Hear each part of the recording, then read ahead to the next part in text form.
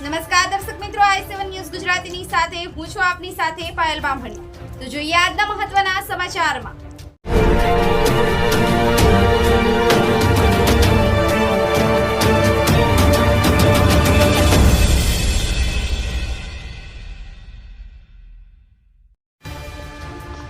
ભારતીય કિસાન સંઘ વડાલી તાલુકા દ્વારા યજ્ઞનું આયોજન કરવામાં આવ્યું।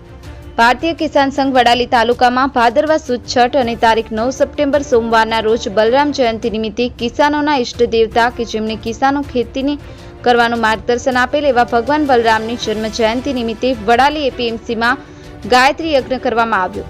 આ યજ્ઞમાં ગાયત્રી પરિવારના આચાર્ય તરીકે હાથરવા નિવાસી અમીરચંદભાઈ પટેલ તથા મણિભાઈ પટેલ દ્વારા યજ્ઞનું કામ કરવામાં આવ્યું। જે યજ્ઞના યજમાનના ચીમનભાઈ પટેલ કિસાન સંઘ વડાલી તાલુકા મંત્રી તથા તેમના ધર્મપત્ની થકી પૂજન વિધિ કરવામાં આવી।